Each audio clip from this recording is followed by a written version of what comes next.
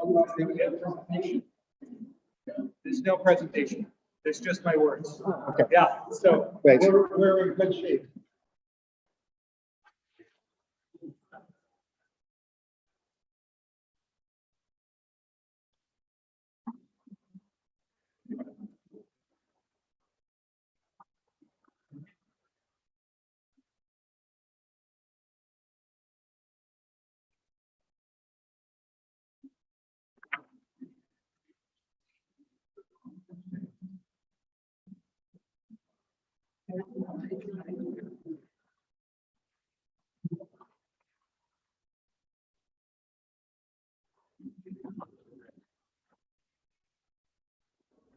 Who's doing the Zoom moderator?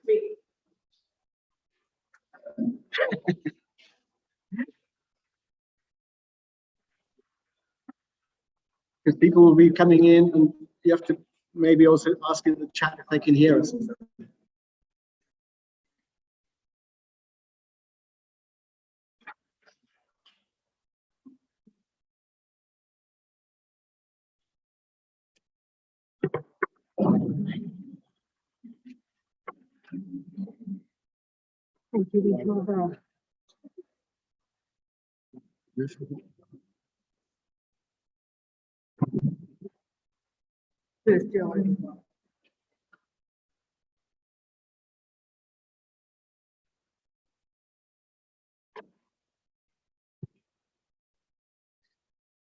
Now we don't have a.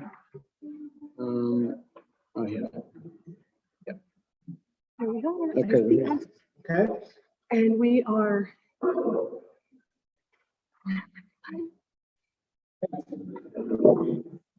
I think we could start.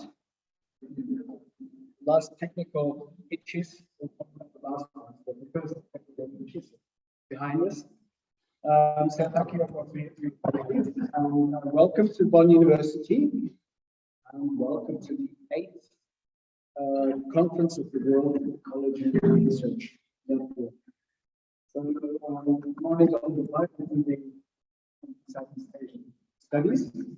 We are immensely proud as a very small department to be hosting this important event. Southeast Asia was a region already ravaged by mass extinction and climate change. So a lot of our focus of our work and our department has been on this region. It's theoretical debates. So I was living in Foster, and Michael Klein was saying, we have ecology, one thing led to another, and this, so we went on, why don't we host the conference? Diana was looking for somewhere to host it. So we had it all set up for 2020. And then a little virus came along and yeah, messed it all up for us. So talk about unruly nature. Before I forget, Diana might say something about this as well.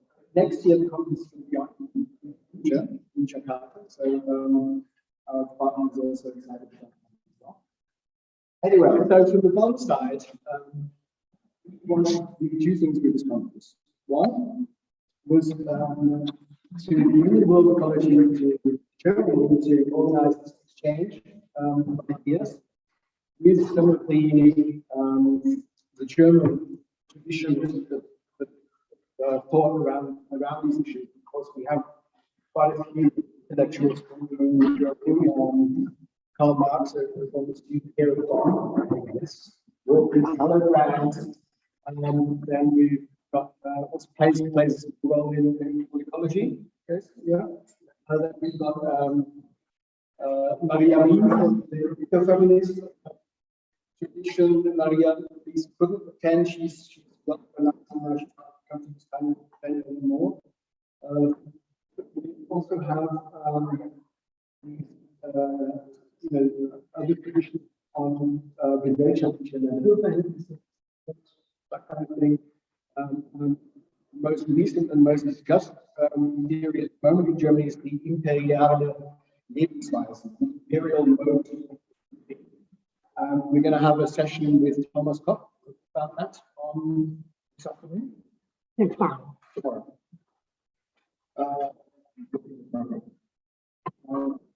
So we're very happy to have, apart from all the wonderful guests from all over the world, from Argentina, from you name it, they're here either by high number in person, but we also have a lot of Europeans here who are also presenting, so we're very happy about. The other thing we wanted to is focus on labor. This is important to us because the environmental justice, the challenges, we have this comparative relationship, especially just around the corner in the Hamburger Forest, where the activists will be organized. So we were thinking about this solution, and the ecology framing then is so looking at the labor work, the Proletariat, the Planetary, and the Biotech. Yeah, so we're looking at work in this overall sense, work from social production work, and also work done by nature. This will be, I think, a theme throughout the conference, and on the activist side, we're going to have a very interesting second session on Thursday afternoon with some of this time.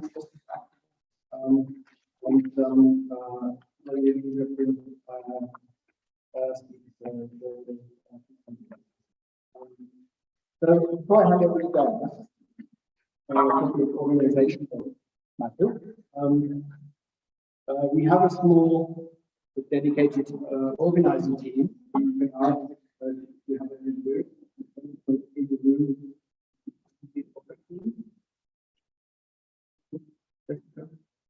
They're all busy working. You'll find coffee breaks and registration. But please, two more most important things. One is the registration. You need your signature.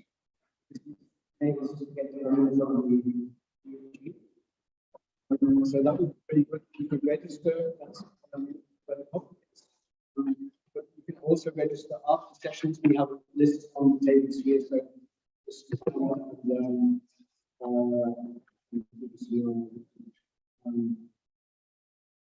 other important thing is coffee. So we have coffee in Cafe Week. That's where the registration was. And we want them to. If you've registered as a speaker, you're going to have your own mug with the name on, and if not, we have paper cups. So if anyone's in one, they can also bring a mug damage to a minimum. What else? Yes, we have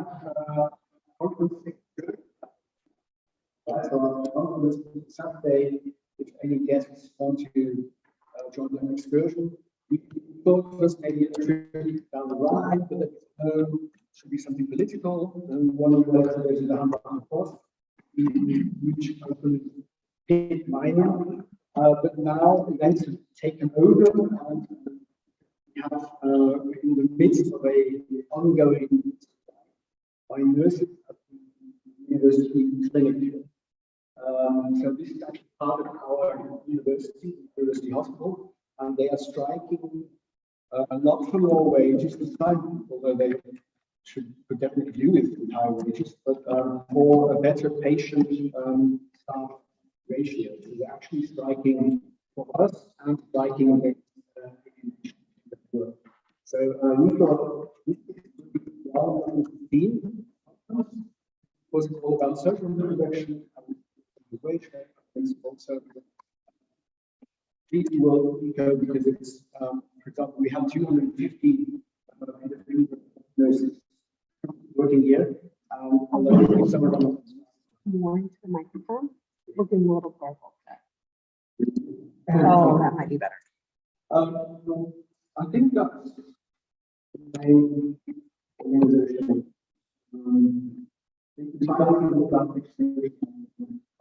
Registration. So I just want to end by thanking everyone for coming. I'm sure we put a lot of work. You'll find people organizing the meeting probably later. Yeah.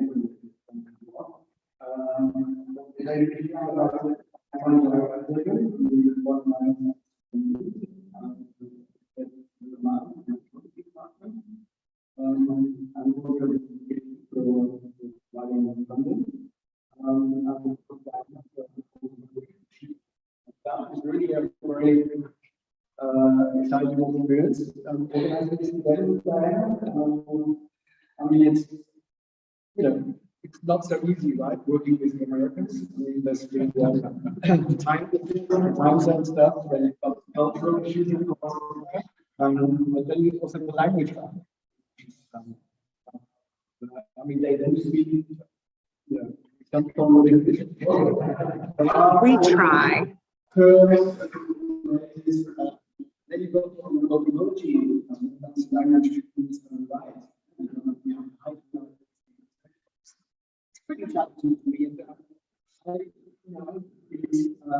I finally figured out what Diana meant by it.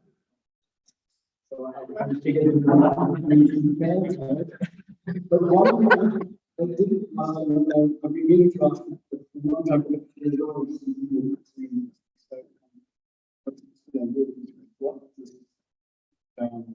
what is root?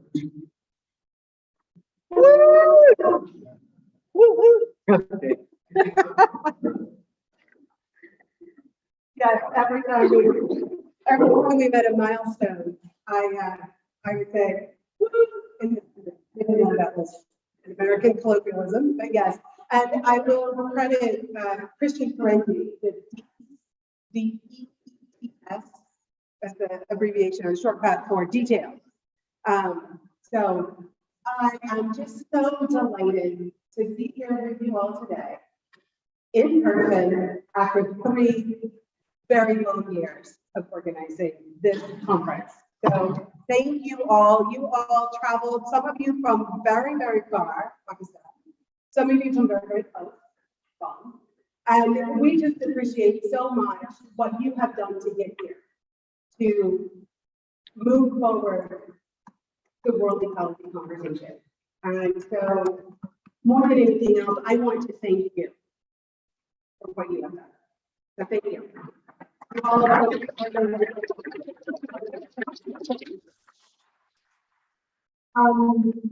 In terms of everything else, I think Ollie covered.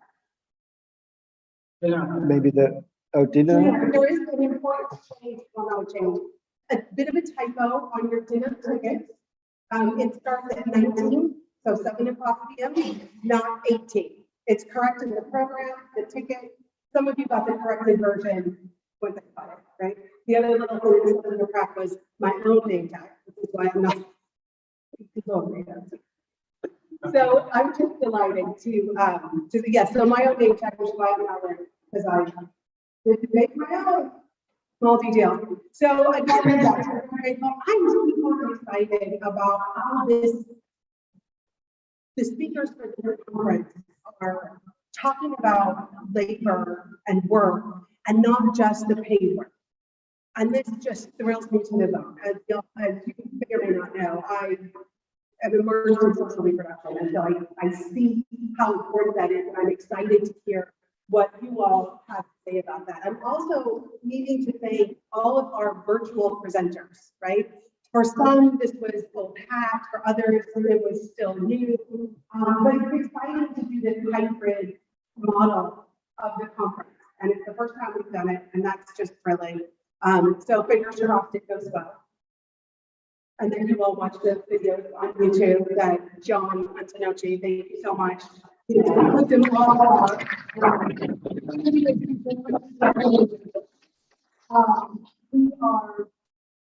so grateful for all of the volunteers' help. So social reproduction, work, conversation, hybrid. Does the hybrid thing work with the, you have to? So the way the panels are going to work, so most of you will have already watched these videos on the YouTube playlist, which are private for now, so you can't just get on YouTube and all. When we have our sessions, we will begin with the live in-person, and then the virtual speakers will have 5 minutes or so, to 3 to 5 minutes, to give their key arguments and their moments that they want to share to remind people of their talk, and then we'll have the Q&A. We do have 4 speakers who, for various reasons, are going to present live virtually. Yes, and so those are not noted in the program, but we'll keep track of it. So fingers crossed again that the technology on the other ends are up to the task. And yeah, did that answer the question? Okay, good. And so for the chat, especially for people who are online right now in the Zoom or on the YouTube, because we are live streaming this talk and our 2 special events, the Fringe Plenary and the academic session.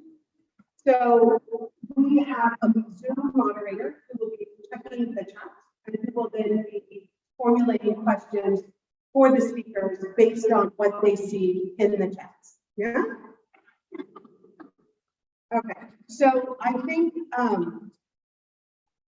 is it all good?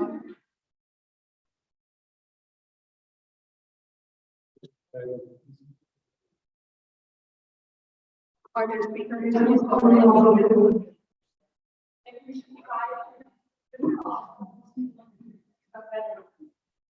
one's done.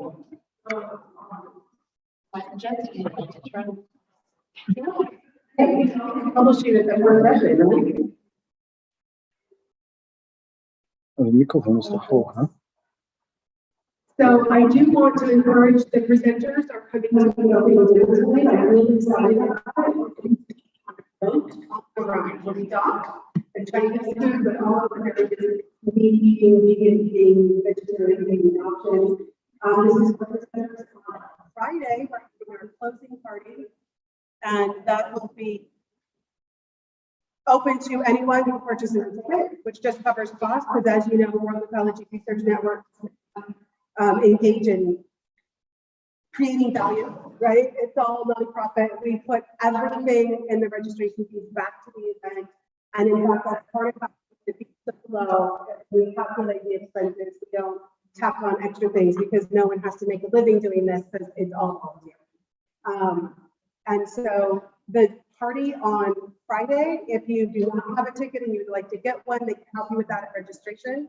And we can get you a ticket. Again, that only covers the cost. And that's going to be a grill, like there's barbecue. Not Southern American style, but yes. And there's a distinction in the United States between grilling and barbecue. Okay, so Jason's back, so I can stop filling. So at any rate, again, I just want to say that you are all here. I mean, we get to be in person together and live online together, and that this is a moment. There are some benefits to late capitalism, yeah, and part of it is technology. So we will embrace what we like and start there, and including especially the doula. So, my dear friend and fellow organizer, Michael Klein is going to speak now.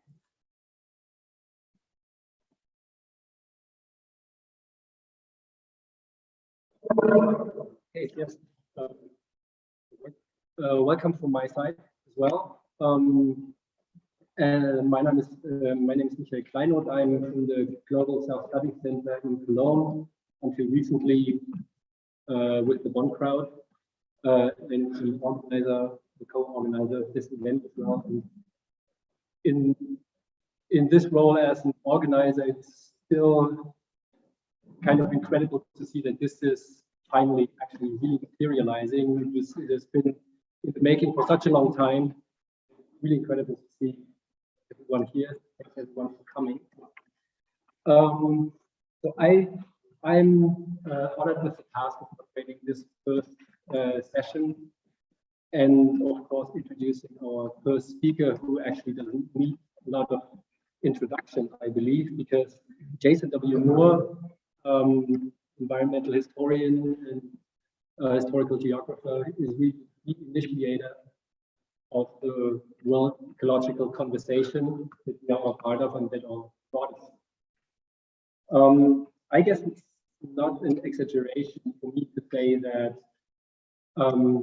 this world ecological proposition of reading the ecological crisis through capitalism, so in terms of the value relation, was really an eye-opening and very inspiring moment in my personal intellectual trajectory so far.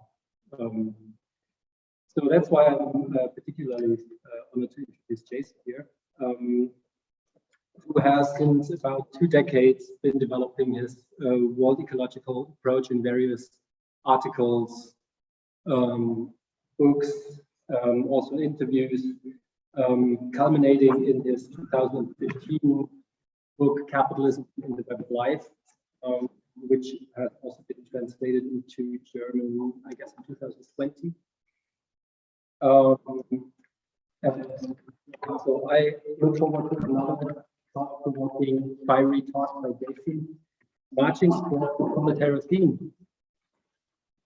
Friends and comrades, Jason Moore.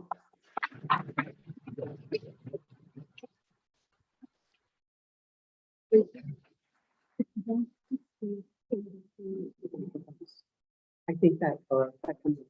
Perfect. What an honor, what a treat it is to be here with all of you, and my solidarity, my gratitude to all of you who have come from near and especially far. This truly is a labor of love to engage in the world ecology conversation. I've said that world ecology is an ongoing act of intellectual disobedience. What does that mean? Well, I think it means, like civil disobedience, that intellectual disobedience entails a disruption, a challenge to academic business as usual. It involves a challenge to the structures of knowledge, not least the 2 cultures of the so-called natural and human sciences, but also, of course, the disciplines as a whole. And it involves doing more than what we've come and I think become too comfortable doing in the neoliberal era. It means more than resisting. It means forging an alternative to those structures of knowledge, both as epistemological categories, but also institutionally. And this project will live or die as in its ability to speak to, learn from, and mobilize the planetary proletariat. We have been living through the long defeat of the world proletariat. This is, of course, what we usually call the neoliberal era. It's not the first such long defeat, as we know from the rise and consolidation of British-led liberalism after 1800, a world order that dealt peasants and workers one historic defeat after another until the 1870s. In class terms, the most recent tipping point was reached by 1974, when capitalism plunged into the worst economic downturn since the 1930s. These years, the early to mid 1970s, marked the high tide of national liberation movements and working class insurgency. Since that time, not only have the concrete political achievements of national liberation and state socialist projects been rolled back in this politely termed era called neoliberalism, but which is perhaps better grasped as late or ultra-monopoly capitalism. As Lenin saw a century ago, the contradictions of overaccumulated capital and the imperialist drive to war have today reached a higher stage during the climate crisis and the ongoing implosion of the cheap nature model. Regime change is at the center of climate justice, and no climate justice worth its name can fail to implicate and to challenge the imperialist regime change politics, above all of the United States, but of all the imperialist powers. As we are seeing, the great power blocks have reconsolidated. As Lenin said a century ago, the wars of division have commenced and recommenced today. No less significantly, the neoliberal rollback was an ideological achievement. Put bluntly, neoliberal ideology worked to persuade many critical intellectuals to think in fragments, to pretend that Marxist totality was Western universalism, rather than a dialectical methodological procedure. Thinking in fragments became the mantra of so-called critical intellectuals from the early 1980s to this day, unfortunately. Forget world historical patterns. These do not exist. Everything is fragmented, everything specific, everything new.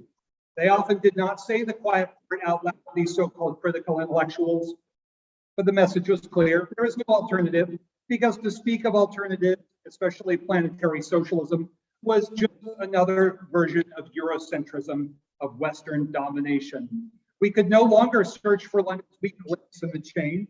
There was no chain.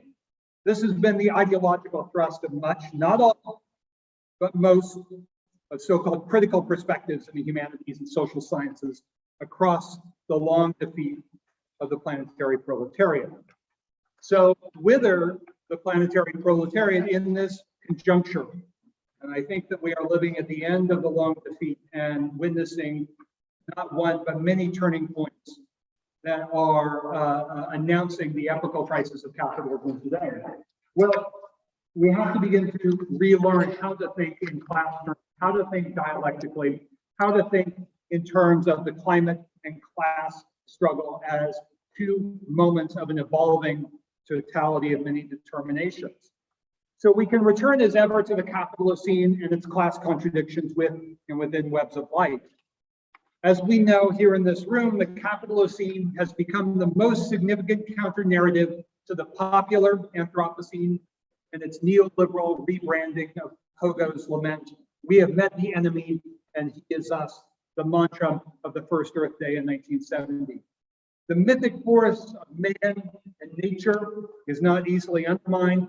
Its Cartesian, Lockean, and Malthusian lineages are too easily forgotten if they were ever glimpsed in the first place. And yet, like any idea that gains traction, the Capitalocene thesis has been widely misunderstood. Caricatures abound. It is not, as sometimes suggested, a substitute for geological history. It accepts the geological Anthropocene and the Earth system arguments about so-called golden spikes. The Capitalocene is a geohistorical argument that unfolds through geological history and in turn produces it not from 1945, but from 1492, and indeed, as we shall see, even earlier. It is not an argument for the primacy of economic motives, but rather a critique of economism, a point on which otherwise divergent Capitalocene theses agree. Finally, the Capitalocene in its world historical vista is a critique of Eurocentric conceptualizations of capitalism. It stresses the co-constituted and uneven dynamics of cheap nature strategies on both sides of the Atlantic. It goes so far as to say that Europe as a geohistorical entity does not exist before 1492. This alternative, the world ecology alternative, underscores the centrality of imperialism and civilizing projects' oppressive dynamics, Maria Mies's Women, Nature, and Colonies, as pivotal to capitalism's regimes of world accumulation, planetary life, and what Emanuel Wallerstein liked to call the worldwide class struggle. In the hustle and bustle of climate crisis, activism, and research, it's easy to lose sight of something fundamental about the climate conjuncture. It's about the class struggle in the web of life, and it's about the webs of life in the class struggle. The Capitalocene thesis proposes that today's planetary crisis is the outcome of a worldwide class struggle understood following Marx as a differentiated unity. But what differences, what unities, how do we go about putting these together? That's part of our work, which is simultaneously intellectual and ideological at the same time, but not the same moments, those two. World ecology breaks with critical academic, so-called critical academic currents and insists that our answers emerge through a method of inquiry linked to a practice of worldwide class struggle in the web of life. Lukács famously called this the standpoint of the proletariat. I will call it the standpoint of the planetary proletariat. This dialectically joins the questions of the proletariat, the femitariat, and the biotariat. A methodological standpoint that pursues the synthesis of what capitalist violence and domination has torn apart. The differentiated unity of human and extra-human work, of so-called productive and reproductive activity, of paid and unpaid labor. This is the planetary proletariat. These are not fragments, but moments of a self-forming, evolving and complex whole that is nonetheless quite concrete. We can begin by recognizing that capitalism is a class dynamic of harnessing life activity, to borrow a phrase from Marx, harnessing life activity of every kind for the law of value, to the political, ecological, cultural, and economic requirements of the endless accumulation of capital. Capitalism exhausts and destroys, to be sure, but capitalism does not thrive because it exhausts and destroys. It flourishes when small sums of capital can mobilize large sums of unpaid work. It needs the state, it needs empire, it needs force, it needs law, it needs cultural domination in order to do this. Unpaid work. The proletariat stands on the unpaid work of the femitariat and the biotariat. Fine, call this unpaid work nature if you wish, but please do take care. The dangers of reification lurk behind every corner. Too many comrades use words like nature, humanity, society, as if these terms are innocent, as if we can wave a wand to expunge the profit-driven violence of civilizing projects from Columbus to the Washington Consensus. Never forget that civilization and savagery, today's society and nature, is how empires, is how capitals see the world and act upon it and turn all webs of life, humans included, into profit-making opportunities. We can take care to interrogate nature, society, man, etc., as ruling abstractions. Ruling abstractions. And these are abstractions that serve as a guiding thread to the imperial bourgeoisies and their sacred trinity of science, capital, and nature. Overrepresented, to borrow from Sylvia Wynter, as civilization, guiding the best that man, another ruling abstraction, has to offer. No less significantly, nature is not only an ideological project, but an accumulation strategy. One deployed, as we know, by the super rich, their empires, and their ideologists in order to do what every great era of capitalism must do: drive down the costs of reproduction, create new opportunities for surplus capital absorption, and geoculturally fragment and fracture the direct producers, themselves increasingly proletarianized, although always incompletely, over the course of capitalist development. From this standpoint, the standpoint of the planetary proletariat, we might begin to forge an ideological alternative to the dominant environmentalist imaginary, one shared, alas, by all too many leftists. This dominant imaginary I call, after Peter de Veren's work, the environmentalism of the rich. It allows us to make sense of the biospheric moment, that is, the standpoint of the planetary proletariat, allows us to make sense of the climate crisis in a way that man versus nature and the bourgeoisie's good science with an uppercase G and uppercase S cannot do. That, of course, is the standpoint of the Anthropocene. The Anthropocene is the standpoint of the planetary bourgeoisie in the age of capitalist terminal or epochal crisis. Our world historical and biospheric moment today here is the end of the Holocene. The crisis of the Holocene, that 11,700 year period of unusual climate stability, is not, of course, the outcome of humans overwhelming the great forces of nature, as the Anthropocene advocates would have it.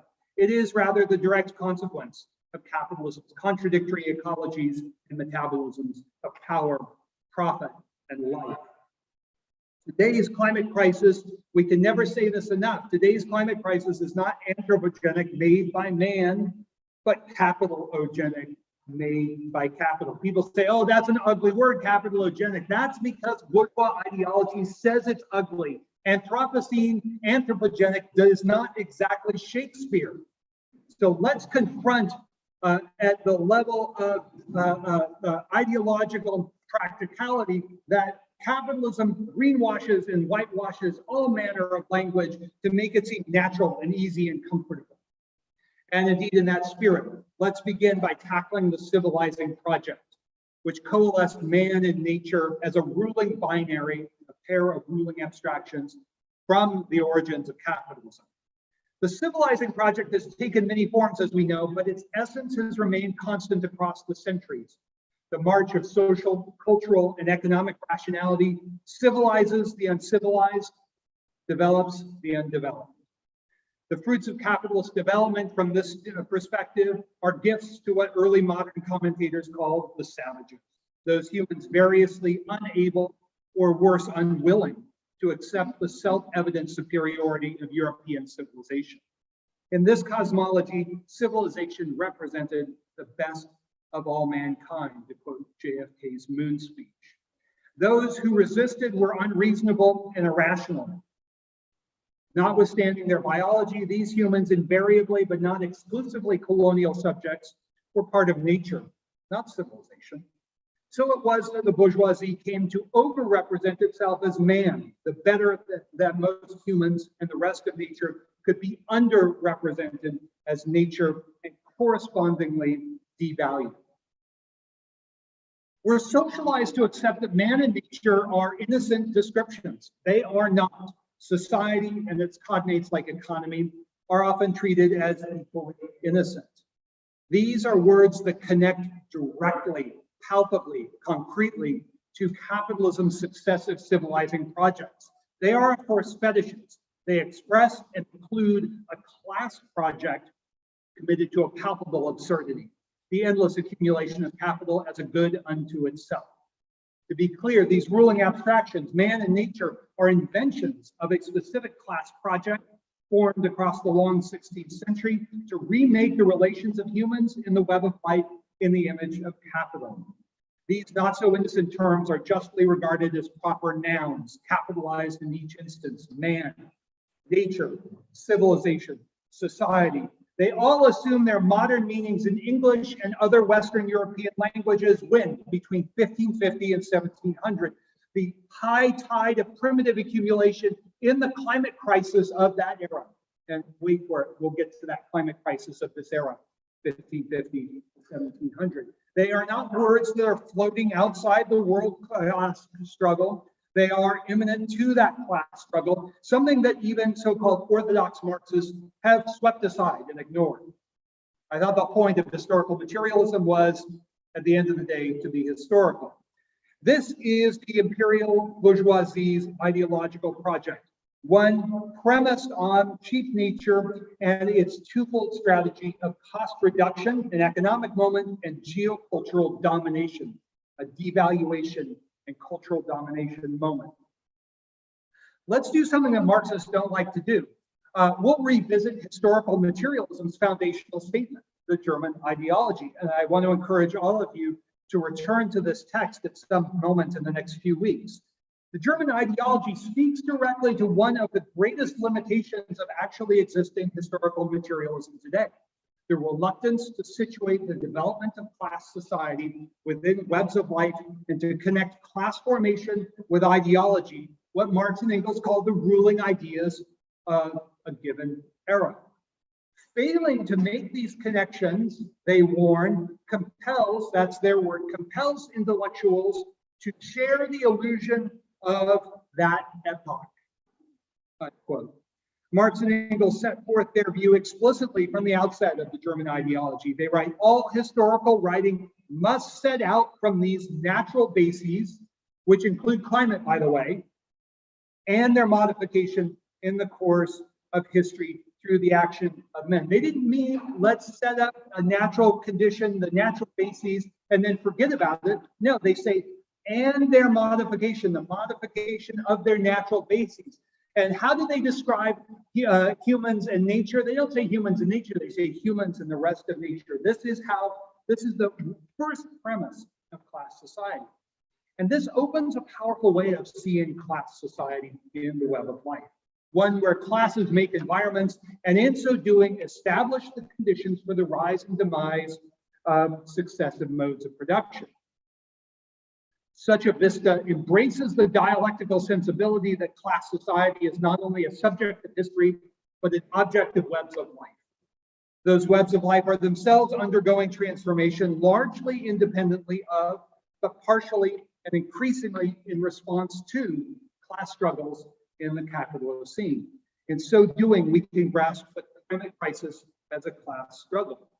Now, for the bourgeoisie, things look completely different. The climate crisis leads a double existence. On the one hand, the apocalypse. On the other, a managerial problem to be solved with just the right application of science, technology, and rational managers. Both, I think, are fairly fanciful. The history of actual climate changes is, however, more complex and I would suggest more hopeful. Historically, climate changes have been accompanied by epochal transitions. The crisis of the Roman West in late antiquity, the crisis of feudalism 1,000 years later in the long 14th century, the global crisis of the 17th century in capitalism.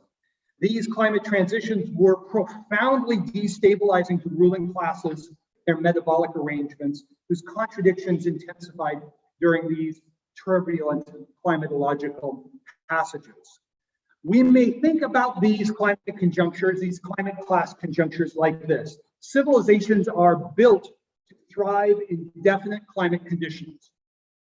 The formation of feudal civilization and its golden age in the high Middle Ages occurred during successive warming phases.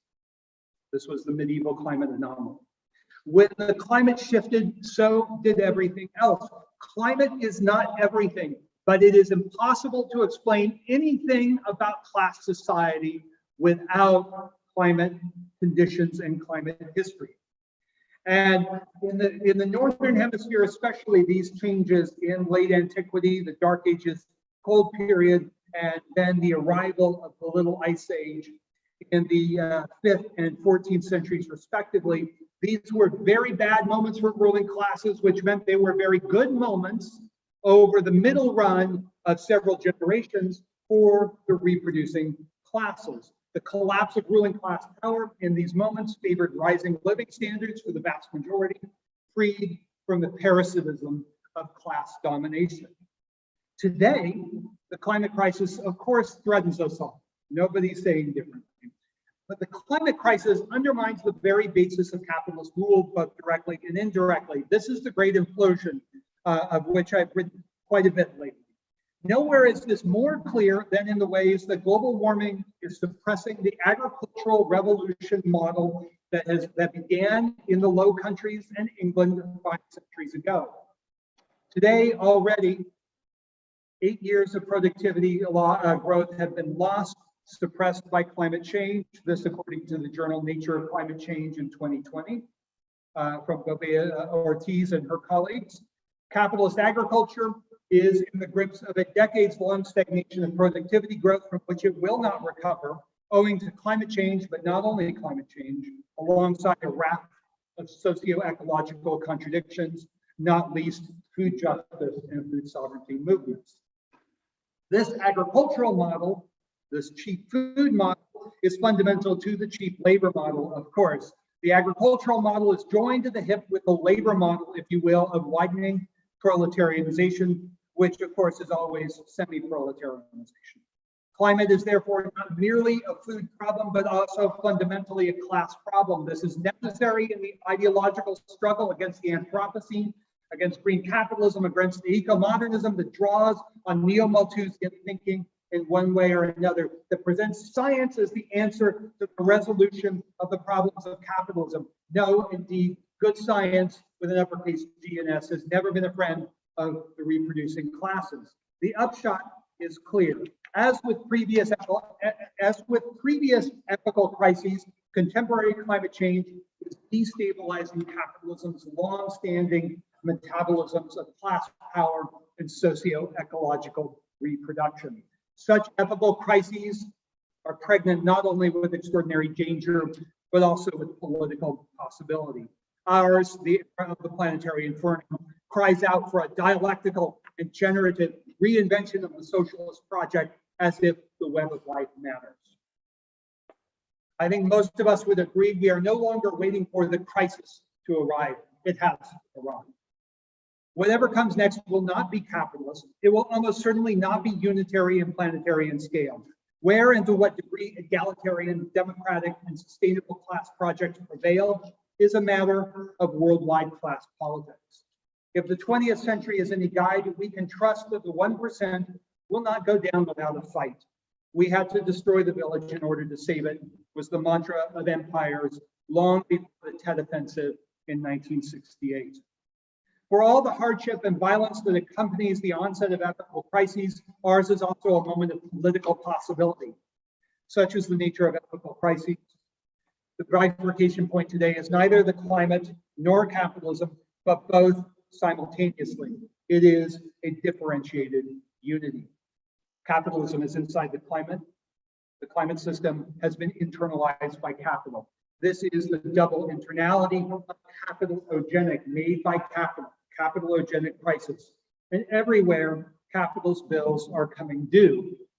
But capitalism depends precisely on not paying the bills. For capitalism to thrive, everything, not just pollution, but also most human work, must be externalized from the cash nexus. In world ecology, we go farther to apply this to the work of the web of life as a whole, to the work of proletariat, biotariat, femitariat.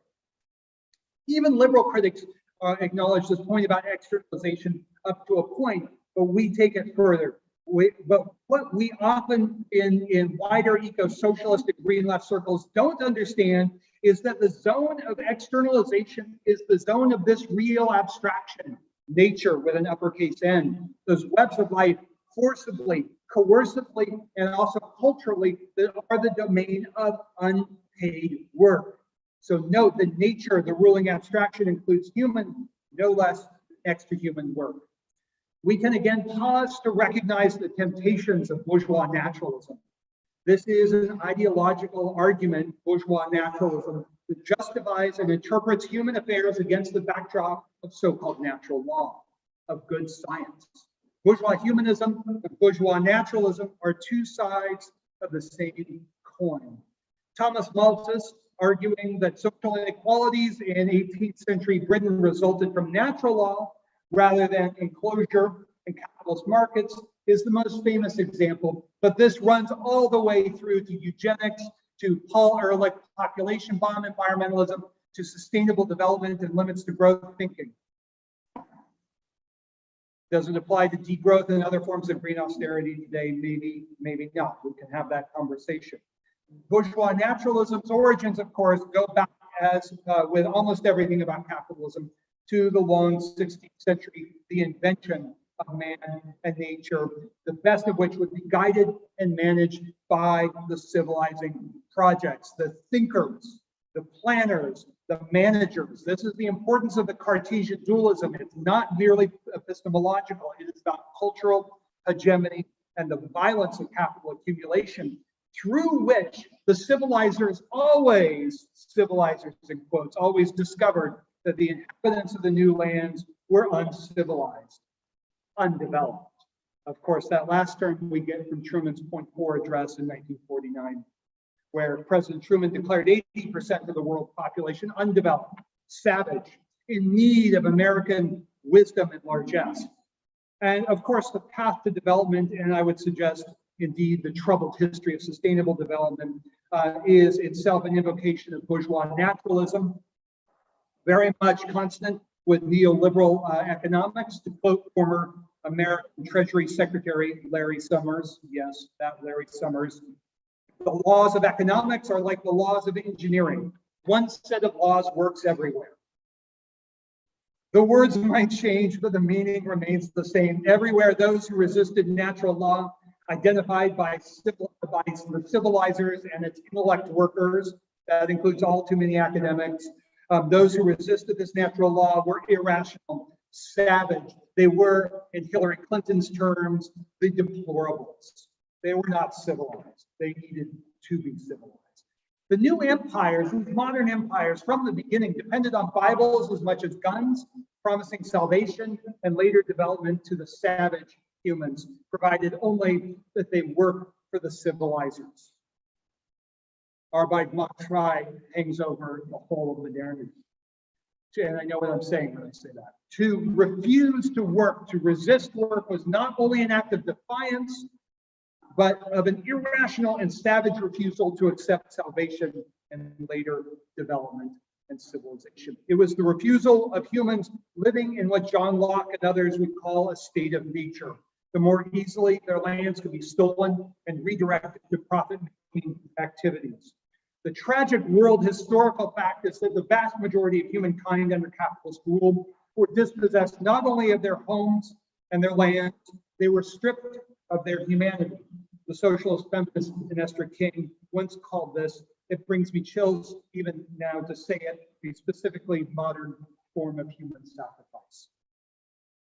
Bourgeois naturalism proclaims the great dying and active nature, the great destruction of 95% of American Indian populations after 1492. They declare, bourgeois naturalism declares this a microbial invasion independent of capitalism. But it was not independent of capitalism, no more than the ongoing pandemic or endemic, depending on your view, comes from a nature independent of neoliberal capitalism. When the first great wave of Iberian Christianization and enslaving culminated in the Great Dying, the Western Hemisphere's indigenous population declined by 95% in the 16th century. The empires found new savages in new lands. The transatlantic slave trade was born, and the ecocidal and genocidal thrust of a new capitalist agriculture and extractivism transformed the Atlantic world.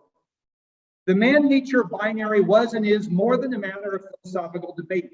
It is a political practice of the bourgeoisie, and it is an accumulation strategy. This is the strategy of cheap nature, which joins cost reduction to geocultural domination. Why? To advance the rate of profit and divide the working class.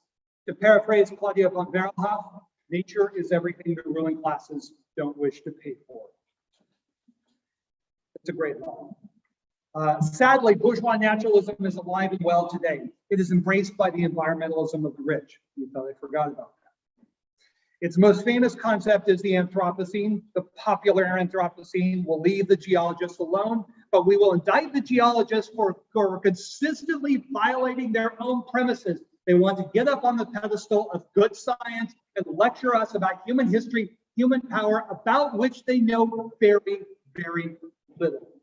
Witness Paul Crutzen, everything begins with the rotary steam engine in 1784. Don't worry, I'll touch on that in a moment.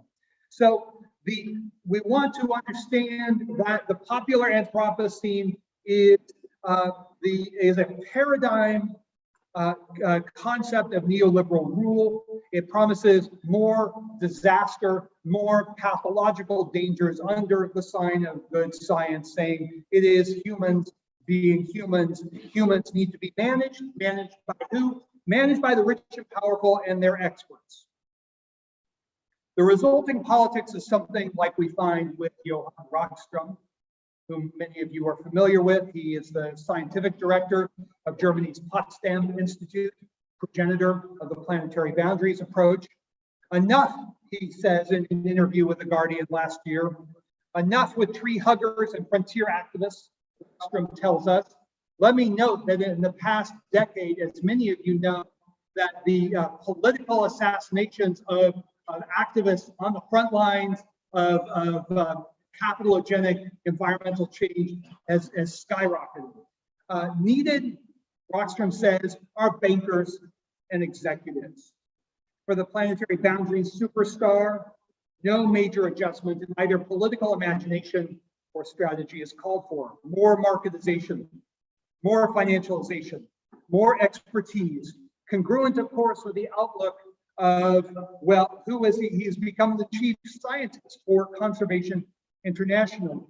Some of you know the work of this absolutely horrific organization, a multi-million-dollar NGO with widely publicized links to our friendly, eco-friendly corporations like, wait for it, Monsanto, Cargill, and I kid you not, Dutch Royal Shell. At the same time, Rockström announces in a forum of the Great Transition Institute, he says, our current economic logic no longer works. Sounds very radical. No, don't worry. We're going to have abundant growth, he says, at Davos at the World Economic Forum. That does not stop him from collaborating with the bankers and executives. Such is the ideological power of man and nature. Whatever you do, don't name the system. And the environmentalism of the rich does not name the system. Naming the system is what emancipatory justice movements do. That's how you know this environmentalism, the environmentalism of the rich, was never meant to do anything meaningful, except to valorize and legitimate neoliberal capitalism. There are, in its imaginary, there are no imaginaries to smash, no bourgeoisies to appropriate, only an opening of our minds to good science and the international rule of experts. And please don't ask how expertise in class terms has been pivotal to the role of the bourgeoisie, to the rule of the bourgeoisie. Please don't ask how environmentalism, especially, has been the politics of eco-managerialism, staffed by the cadres of what we now call the professional managerial class. And in the universities, please don't ask how the universities have become, to borrow a phrase from Senator Fulbright, yes, that's Senator Fulbright, are part of the academic industrial climate context, complex. But even here, socialist analysis often stops much too short and much too soon. To make historical sense of this geological Anthropocene, we need to make sense of the Holocene, that long era of climate stability now coming to an end. That long era in which, in its early millennia, settled agriculture, urban life, tax collecting states, and of course, class society developed. Even at the highest level of historical abstraction, the longue durée of the human species, one needs to explain the Holocene's distinctive climate history. Now, the Holocene, as many of you know, is an interglacial period. And it began, as I noted, about 12,000 years ago, while biologically modern humans have been around about 300,000 years. So let's set some of the more thorny issues of the agricultural and urban revolutions to the side to simply identify that about 6,000 to 7,000 years ago, we see a significant shift between the Holocene as an interglacial period and the previous 19 interglacial periods. This is the early anthropogenic hypothesis, or what William F. Rudiman has forged, and what he is sometimes called the Rudiman hypothesis. Its premise is Malthusian, but what he explains is something very interesting, that the Holocene does not revert to a new ice age anywhere near the pace and the scale and speed as the previous 19 eras of the interglacial eras. So we need to ask why. And he says, well, this agricultural revolution, and has a Malthusian explanation for it. But that's purely ideological, because of course you don't have agricultural revolutions without class formation. And so its insights point to a very different interpretation towards that of climate and class, not man and nature, as stabilizing the Holocene climate stability necessary for the long, very long durée, perhaps one of Brodell's Times of the Sages, to understand the present moment. And in this, society, states, and agriculture acted as a kind of Archimedean lever of atmospheric carbonization across these this early anthropogenic climate change in the Holocene, starting around 6,000 years ago. So the punchline to all of this is that class societies, not demographic expansion as such, are the prime mover of atmospheric carbonization in the Holocene. Class society, it turns out, was not only a product of Holocene stability, but a producer of that Holocene stability. That's very important if we wish to confront the neo-Malthusian orthodoxy. So whether or not some form of class society can decarbonize is very much an open question, but it is not a speculative one. There is a definite history from which we can learn, one that synthesizes Marx and Engels' dialectic of, I paraphrase, earth formation and social formation. Elmar Allfather liked to make this point, and I wish he could be here today. This is the twofold relation of modes of production, earth formation and social formation. That dialectic animates the world ecology conversation. Against the abstractions of the popular Anthropocene, world ecology understands civilizations as environment-making processes, not only adapting to the mosaic of planetary life, but transforming that mosaic through adaptation and vice versa. Such environment making transforms not only so-called external natures, but class relations broadly conceived. This is a way of extending Marx's insights on the labor process and the socio-ecological fabric of value relations to the history of class society. If you're curious, go back to that first chapter on the labor process and large-scale industry and capitalism, and you can get a feel for what Marx is doing, that class society, the large-scale industry, is not only a producer of changes of the web of life, but a product of them. And so we can ask, how does the Capitalocene optic inform our interpretation of class struggles in and through the geological Anthropocene? Now, believe it or not, at this point, someone like Andreas Malm and I actually agree. The Capitalocene is a class struggle analytic.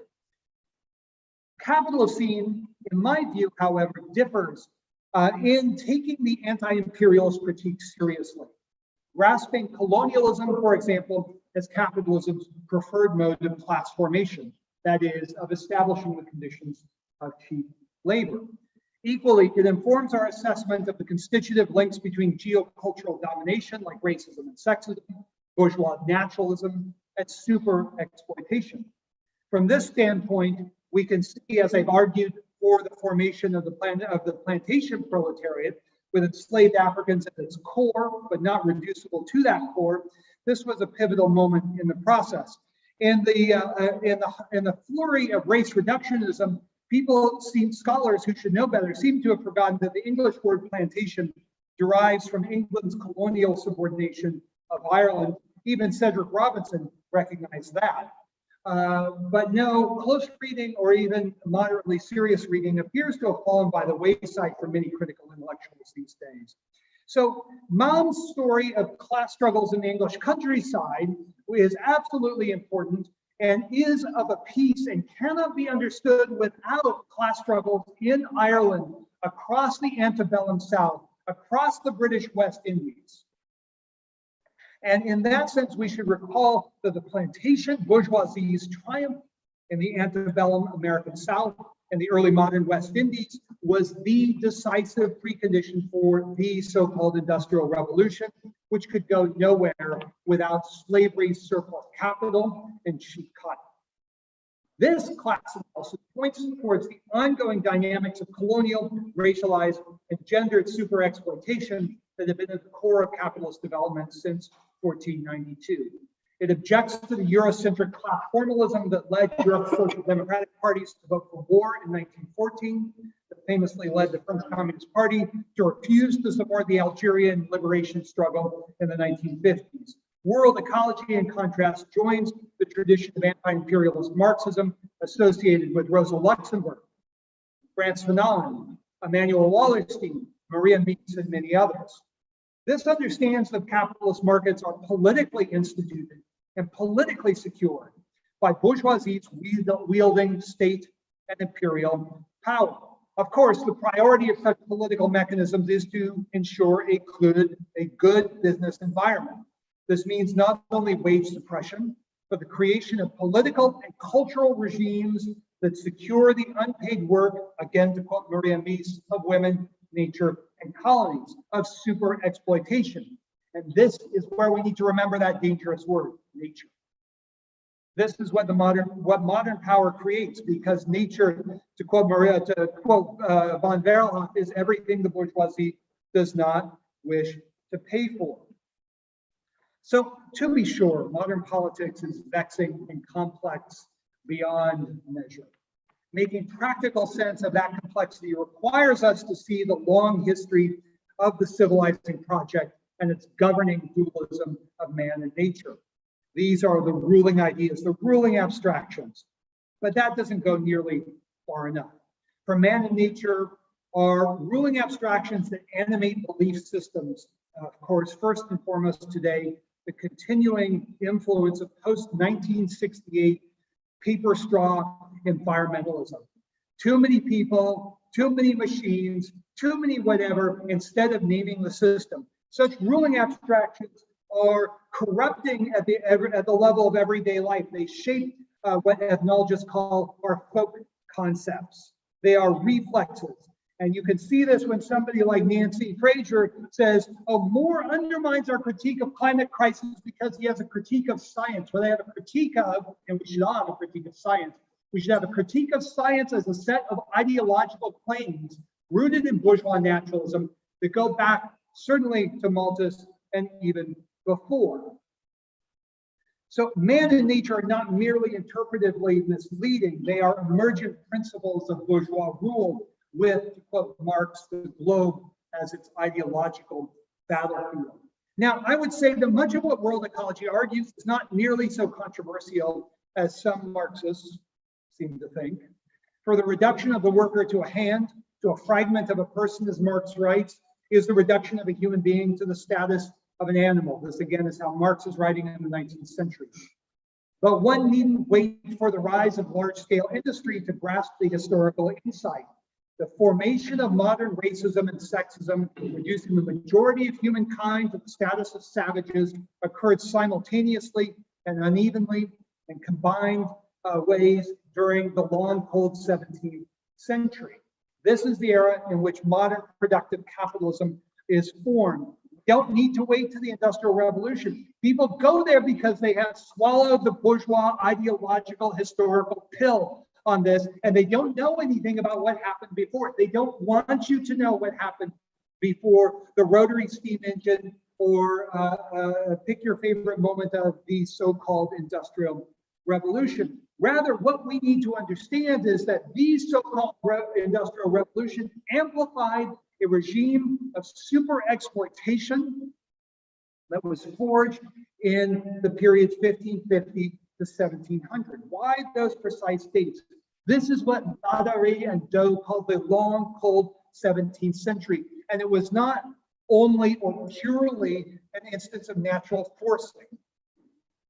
It was, but it was also reinforced by the great extermination of indigenous peoples. This is what the geographers Maslin and Lewis call the Orbis spike after the Latin globe.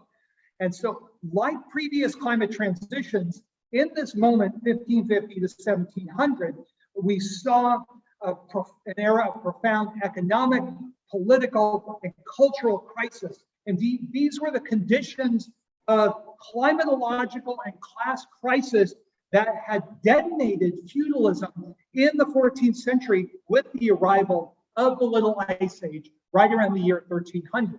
Now, these conditions repeat themselves after a modest warming between 1450 and 1550. They repeat themselves beginning in 1550 and intensifying.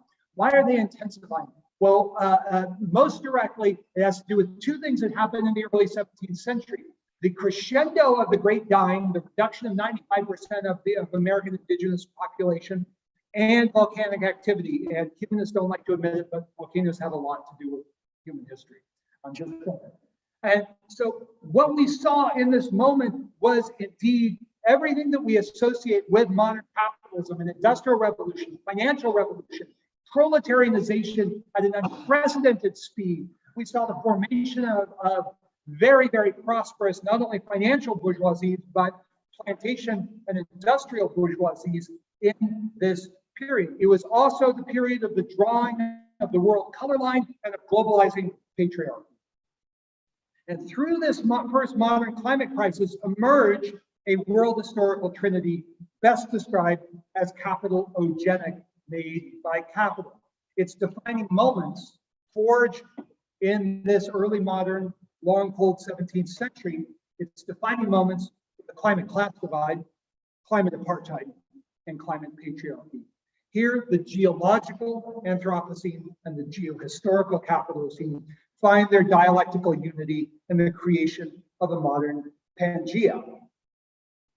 These moments, this productivist, colonial drive towards the tropics and subtropics, but not limited to that. Let's not forget Eastern Europe. Let's not forget the Celtic periphery. Let's not forget the internal creation internal to Europe and then exported of a Planetariat. These were all at the same time. Beware colonial reductionism. And so what we are seeing in this moment was the formation of a planetary proletariat. And this planetary proletarianization extended well beyond the formal concept of the proletarian condition defined by wage dependence, something, by the way, that Marx never did, never defined proletariat in those terms. It involves three major dimensions: as proletariat, femitariat, and biotariat. So proletarianization, and people either don't pay attention or don't know this history because of the structure of ideology, the power of ideology, that the revolution in proletarianization has to proceed, so-called industrial revolution, has to proceed to fossil capitalism. But also the femitariat, biotariat had to proceed pace with proletarianization because proletarianization is a very, very expensive way to organize and mobilize labor. Remember Verhoeven, that nature is everything the bourgeoisie does not want to pay for. Well, what is the cultural ideological basis or raw material of modern racism and sexism, but bourgeois naturalism? And so for that reason, the dynamic of man versus nature had to appear both logically and historically first. Of course, it's very complicated. It's a cascading series of events. It's never one thing happens and another thing happens. But nature had to be reinvented before modern forms of domination could be invented and naturalized in the ways that we have seen over the past 5 centuries. And at the core of this, in some ways, is the biotariat, which should not be understood as limited to extra-human life, and we can get into this. But the biotariat was arguably the most porous of these 3 moments. It comprises all of those forms of life, human and otherwise, mobilized and dominated in order to advance the rate of profit. This Prometheanism, in the first instance, has enabled the historical and ongoing appropriation of unpaid work necessary to what Marx calls the dull compulsion of economic relations. That is, the dull compulsion is enforced by political, cultural, and in the final analysis, military relations. In the second instance, when social crises reveal the ideological character of capitalism, so-called eternal natural laws, again quoting Marx, Prometheanism or bourgeois naturalism comes to the rescue. It renews bourgeois materialism. Aha, we've discovered sustainable development. We've discovered an environmental crisis. And its principal contribution is to renaturalize inequality and to deliver the ideological raw material for planetary management. All right, so to conclude, we have proletariat, femitariat, biotariat. These are the relational pivots of the planetary proletariat formed in the 17th century climate crisis and now returning with a vengeance at the end of the Holocene. We know that no civilization has been more Promethean in its aspirations than capitalism. So one crucial question of solidarity and struggle is this: how do we build meaningful strategic visions and alliances of the planetary proletariat, femitariat, and biotariat? How do we go about clarifying the connective dialectical tissues of each moment so that we treat each as a dynamic part of an evolving totality? I think this is the question that's at the heart of eco-social strategy. It vexes both the orthodox Marxism and mainstream environmentalism and all manner of hybrid combinations. The question simply will not go away. Fruitful responses to this important question will rely on serious and sustained historical engagement, ideological challenge, and the relentless self-reflexive interrogation of our own concepts, of our own theoretical apparatuses that is sorely lacking in most academic, but even most eco-socialist discourse. Planetary justice is not a recipe, it is a provocation, it is a geopoetics, literally earth poetry. It is a geopoetic provocation to ask us to think about the liberation of all life from the tyranny of capitalist work. It is a vision for a biotarian socialism. It demands the emancipation of proletariat, femitariat, and biotariat, such that an injury to one is an injury to all, to borrow an old labor movement slogan. But take care, each moment is not a fragment, but a moment. It is part of an evolving totality. And I'm well aware that such emancipatory struggles have been, will continue to be very uneven. Nevertheless, we cannot advance without a working class internationalism that confronts the climate class divide, climate apartheid, and climate patriarchy as a rich totality of many determinations, always with and within webs of life that have themselves been degraded and alienated. Let us remember that the affirmative dialectical corollary to Marx's famous observation of capitalism's degradation of the soil and the worker is this. The communist horizon is the real historical movement of the class struggle and the love of life. It is the real movement of the planetary proletariat. Only then can we find, can we create, can we break the weak links in the imperialist chain and begin to forge a planetarian socialism committed to the emancipation of all life. Thank you.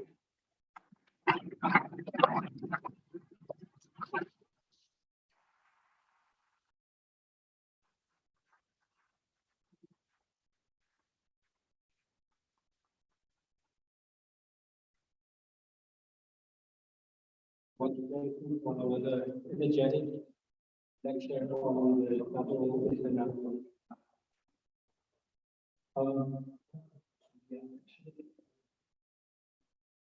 I think we have plenty of time. We'll make up for it. We'll all adapt. So I suggest I just like a couple of from the people here and the people.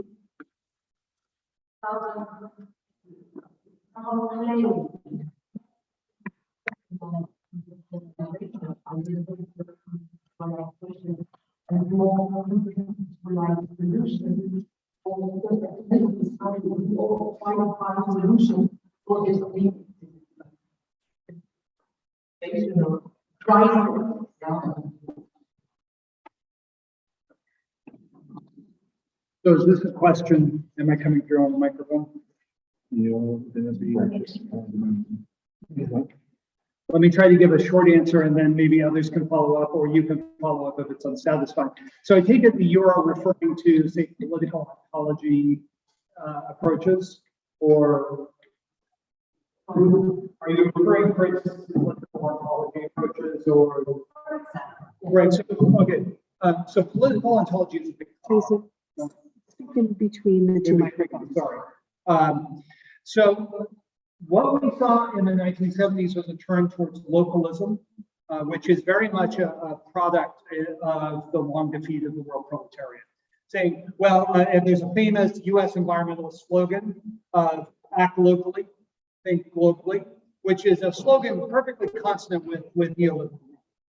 So nobody in the short 20th century, let's say, from the Mexican Revolution to say to 1979 or 80 to the Nicaraguan Revolution would say, think globally, act locally. No, when Castro saw the Portuguese withdraw from Angola and there was a race to Luanda, what did he do? He acted immediately because he understood that internationalism was fundamental to the defense of national liberation and the defeat or the checking of South African imperialism in that moment. So what's happened, political ontology makes a series of anti-communist claims I think are exceedingly dangerous. And I've written about this. But it says that a socialist project is simply another form of modernism. And so in other words, there's no alternative. And it tends to default to arguments about life territory, and which is a subaltern view of blood and soil nationalism, which I see as deeply problematic. Now, of course, there are some, and there's also the rejection of Quihano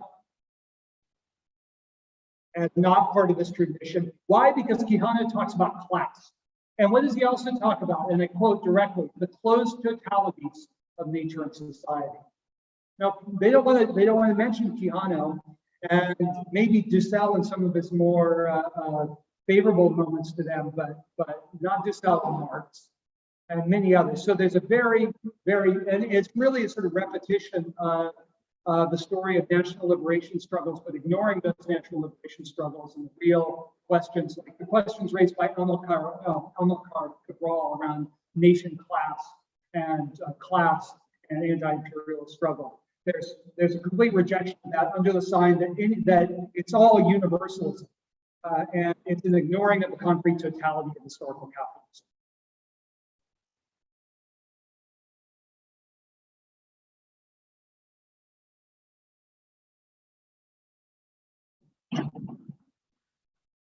Very much. My name is Jacob Müller-Mahn of the University of Bonn. I would also like to tell you going to be fine and then also from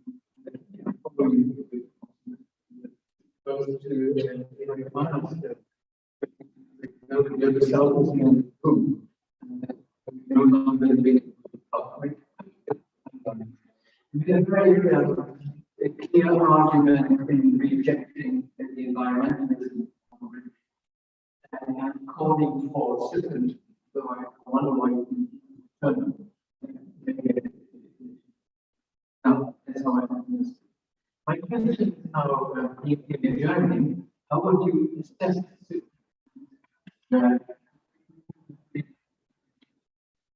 greenwashing? Or is changing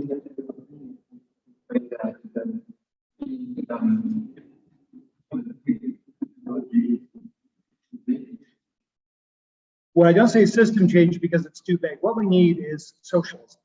And we can debate what that means, but we need to have a clear vision for what comes next. So tell me, the parliamentary green vote when it came to doubling Germany's military budget was what? So any politics of climate justice that refuses to deal with regime change politics is a climate accommodationism, a climate collaborationism. And yes, I know what I'm saying. So I think that, of course, parliamentarians do what parliamentary groups do, which is try to cut a good deal for their group. So whether or not that's any meaningful change, we've had 50 years now of some version of green politics. What's it brought us? Now, I'm not trying to discredit everything. I'm not saying that there haven't been some achievements, but let's face it, this is not a politics of success. The strategy is fundamentally flawed and the vision is fundamentally flawed. I would suggest, because at the end of the day, they're still man versus nature environmentalists. Maybe one more.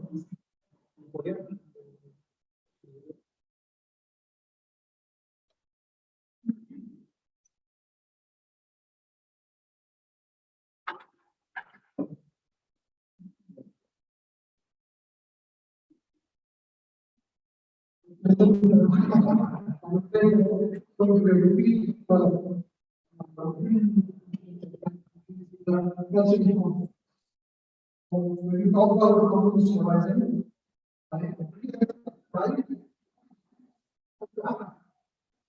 they have been affected by it.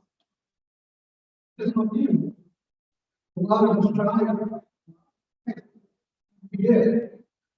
And then we have to go back and forth, because all you want to be happening, or transpire. And that's why I today. Because the data of combination of everything. And you have to consider that. On the other hand, when there was a instrument, and also it's very interesting all the question of the state. So without the state, it's not only capital, because the project from the nation state. That's why what the origin comes from. How you look at the state. We talk about all states.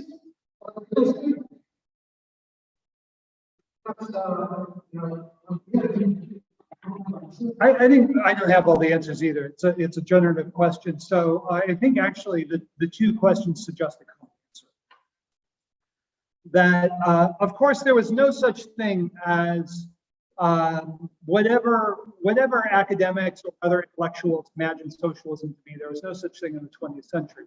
However, the high point of liberation in the 20th century was kicked off by the Mexican and Russian revolutions.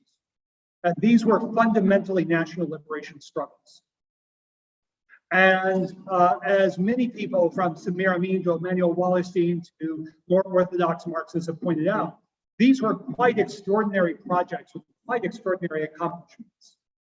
And however, the point about the defense of national sovereignty is fundamental to all of them. Of course, Russia was subjected not to one, but two world wars between 1916 and 1945, mostly the result of an imperialist land grab that is reminiscent indeed of the invasion of the Americas.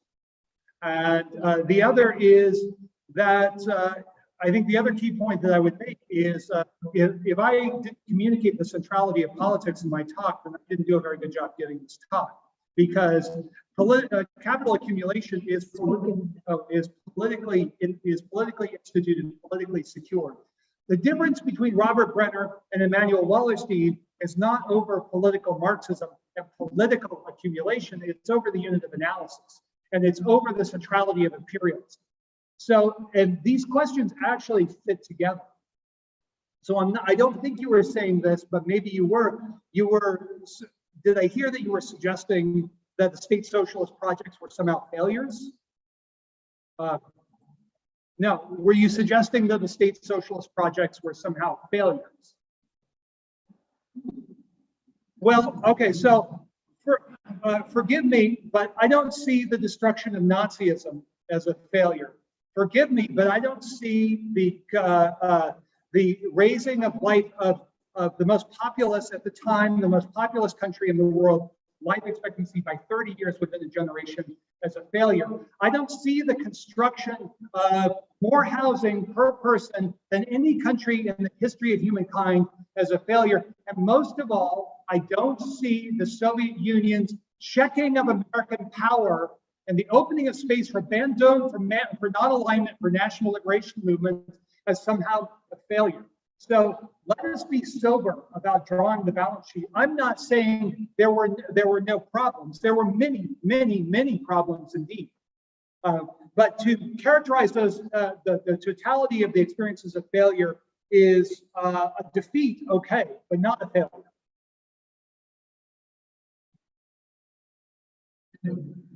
We can talk more. Yes, we can switch here. Do I get it? Or is that? Okay, so we have a question from Asha in Kenya. Welcome, thank you for being here. The question is, in the class struggle, you mentioned chronically and continued exploitation of lower class people in terms of labor and natural resources. Please expound on the reshaping of folk concepts. Right, so folk concept is a notion that ethnologists, especially the ethnologist, I should say, Alan Dundee, gives us, that these are in a way the building blocks of ideology. If you've read somebody like Pierre Bourdieu, habitus is a close cousin of folk concepts. Part of the difficulty of moving beyond man, nature, society, civilization, nature, thinking is that it's not merely a concept that academics use. It is a concept of everyday life that is constructed through the institutions of, well, of social reproduction, especially education. So the work of somebody like Paulo Freire and the Pedagogy of the Oppressed is very fundamental in this, in highlighting how education, but also the media propaganda apparatus manufactures consent and teaches us to think in common sense terms against, as Gramsci might suggest, a more revolutionary good sense of understanding what is happening. Now, this is why, and this will be the end of maybe too short an answer, but the end of this is why every liberation movement, every emancipation movement challenges the existing language of domination. This was true for national liberation struggles, for working class movements, for gay and lesbian movements, for feminist movements, anti-racist movements, etc. There is a process of identifying folk concepts that are deeply pernicious and deeply supportive of the reproduction of bourgeois rule or forms of domination. So that's why it's very important to move beyond man versus nature thinking to understand that we need to specify the social relations and to understand that social relations are always already with and within webs of life. You hope that that answered your question. Next, we're going to go with our comrade Gennaro. Hello. He says, Jason, a civilization is dying, but it's hard to see a new civilization, an alternative. We are in this interregnum. I'm not sure if that was the type of word. Interregnum, thank you. It's from Gramsci. Yeah. Of course. But we have no time because of the ongoing climate change. So this is a question of timing. How do we get there before the end approaches or something along those lines? Look, there's no question that the climate crisis is quite severe. The impacts are deepening, they are accelerating. The climate crisis has been imposing and will continue to impose, and by climate crisis, I don't mean merely parts per million in the atmosphere and shifts in the climate system geophysically conceived, but the whole apparatus of power, profit, and life. That it is imposing and will continue to impose quite severe catastrophes on many peoples around the world, afflicting the most vulnerable. That said, on the left, we have to stop engaging in the state of emergency politics. The state of emergency politics favors the bourgeoisie, it favors the political right. It does not favor an emancipatory, socialist, democratic, dare I say, sustainable, in the best sense of that term, agenda. So my comrade Gennaro is absolutely correct that these conditions are extremely dire. The more that the left continues to indulge and reproduce this neo-Malthusian language of a state of emergency, of a state of exception, that repent, the end is near because we have 10 years, we have 5 years, we have 2 years. We have to stop that. That will not mobilize people. It will not allow us to build political power to reconstruct the world. And what we need is a positive vision moving forward of reconstruction ecology. And we need to stop taking the most apocalyptic pronouncements of these sort of air system and climate scientists who go into the public realm at face value. For one thing, the climate models themselves tend to basically presume that capitalism will continue in very much its present state.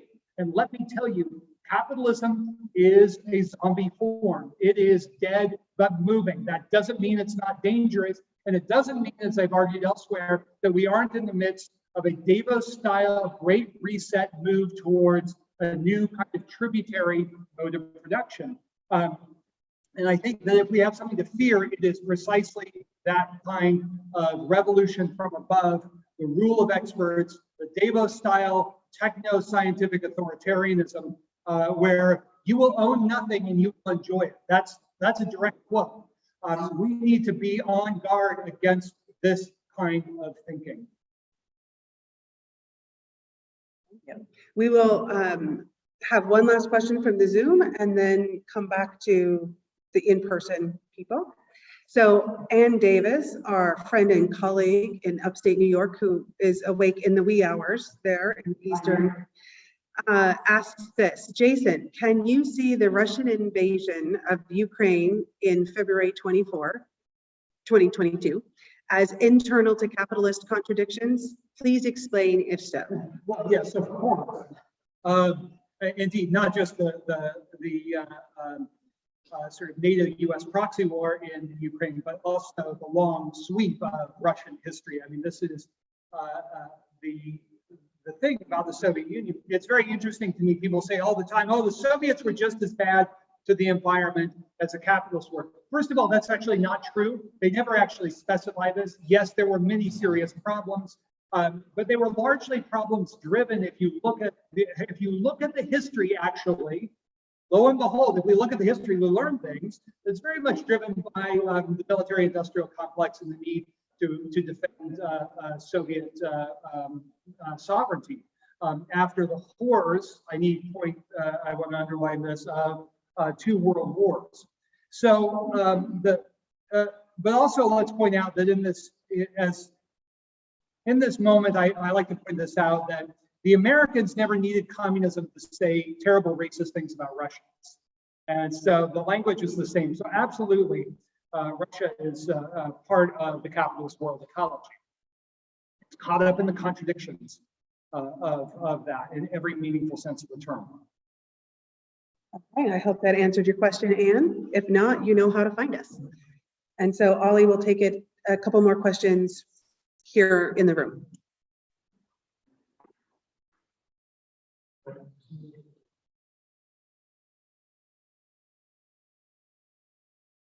Thank you very much. Very basic question. As you said, I want to contribute to towards science and not to try to ideas.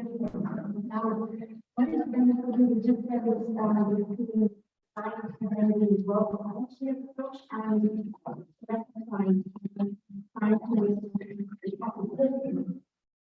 Well, so it's a wonderful question. I don't want to speak for everyone, but I do want to point that there is a rich and vibrant tradition of Marxist dialectical thought in the natural sciences. The most famous exemplars of this are Richard Lewontin and Richard Levins. A foundational statement is not only 1985's The Dialectical Biologist. So Richard Lewontin was the world's leading, until his well, I won't say untimely, but he was 89, untimely still, passing a couple of years ago, was the world's leading critic of genetic determinism.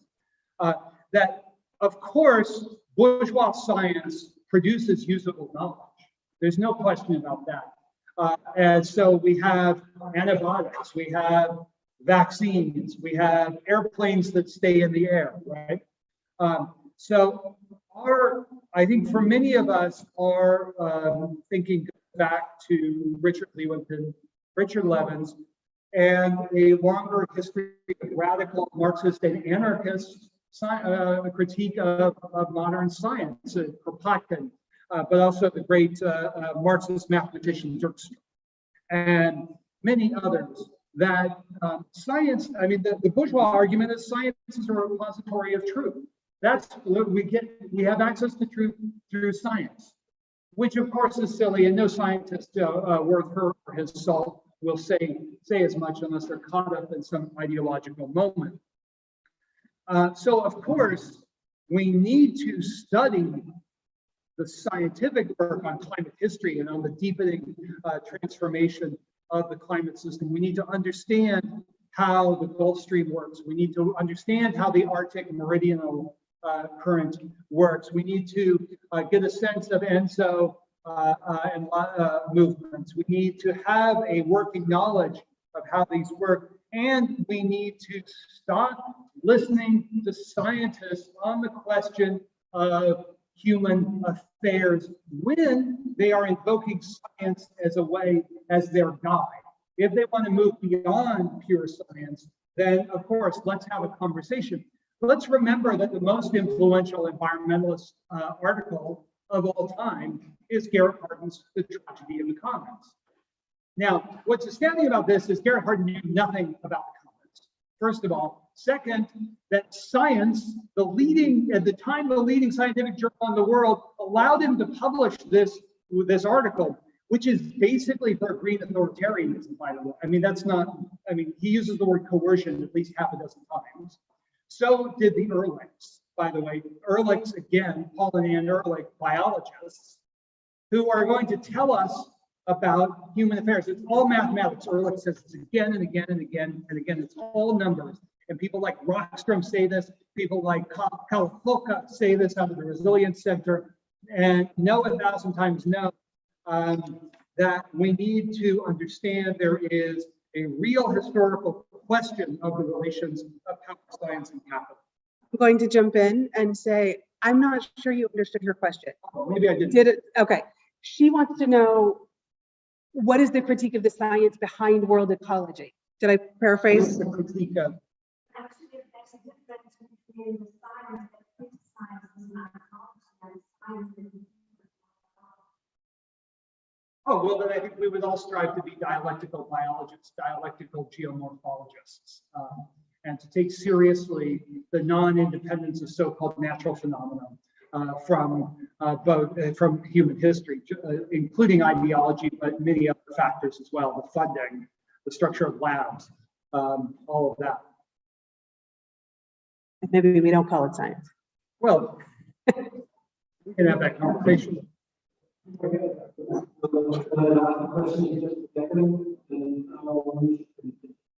People need their coffee.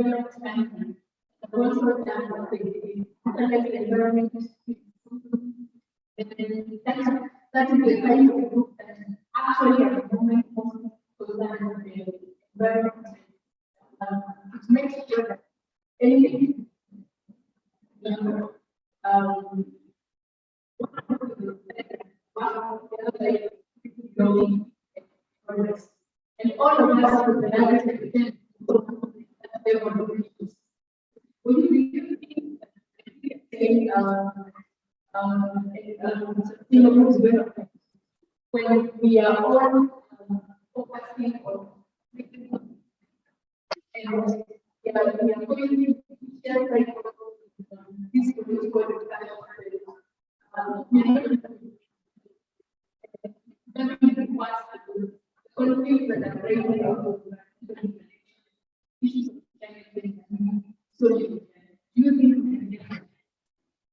Well, I think sustainable development is a petro-imperialist project.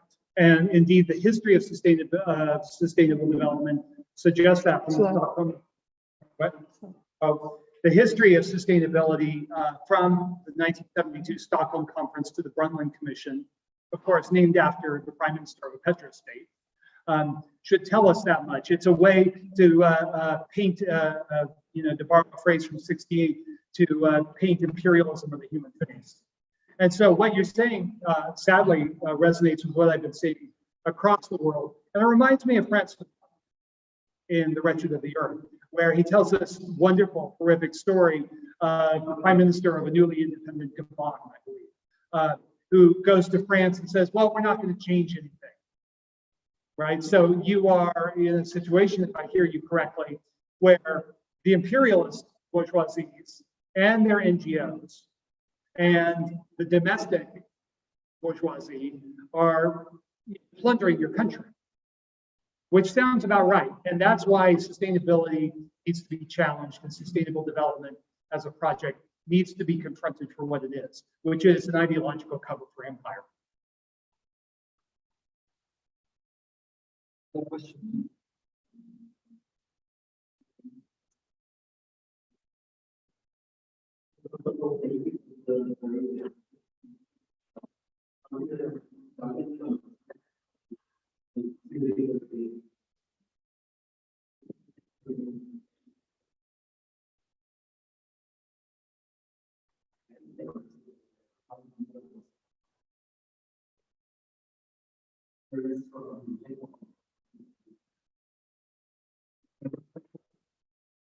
Well, it depends what you mean by modernism, right? Because modernism is now thrown about as an epithet. And no, I'm not saying you're doing that, but modernism is so ecological modernizers on the left, like Lee Phillips, say all sorts of things that I would wholly reject. It seems to me that yes, socialism, of course, like any of these terms, is relentlessly polysemic, right? There are many meanings to it. In my view, the communist horizon is not literally the blueprint for the future, is what Marx and Engels call, again in the German ideology, the real movement of the class struggle, which is necessarily going to be discontinuous, hence the notion of long defeats, but also of long periods of sustained victory. And that we need to understand, one of the things that dialectics allows us to understand is that socialist projects, just like workers in the factory, are in, but not of capitalism, are, of course, are in the contradictory dialectical warp and woof, to borrow an industrial revolution metaphor, of capitalism. So they're simultaneously within and moving beyond. And I think that that's the generative power of the dialectical method. And it gets us beyond the young Hegelian problem, again, from the German ideology, of trying to tar our opponents with different phrases and throw your phrases against other phrases. Yes, of course, working class movements are always in capitalism, but also are, at least in their latent forms, capable of revolutionary action in a way that no other class is. And so I think that's important to carry around. So of course there are going to be contradictions in the spectrum of those who are more, who are fit into the liberal project, in Emmanuel Wallerstein's terms of centrist liberalism. So social democracy is a great example, and those who seek a revolutionary delinking break, to quote Samir Amin.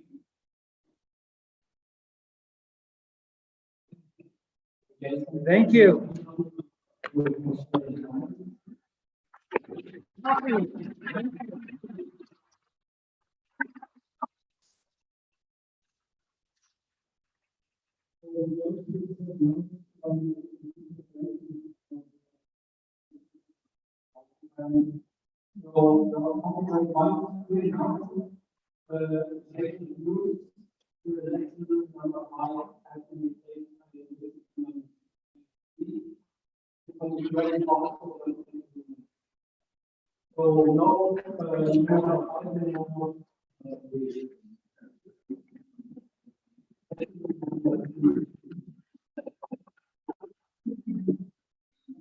Those who are speaking in the next session and or moderating, if you could show up about 5 minutes early so that we can get all the technical details sorted, that would be great. Again, room number 6 is now room number 3. No, 5 is 3, right across from 6.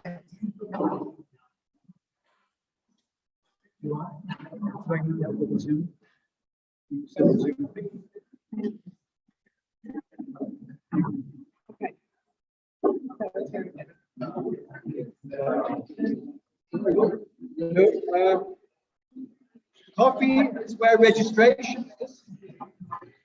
So coffee is down where registration was in the Cafe Oni.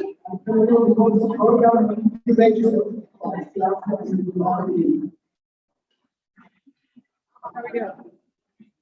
It worked. Close the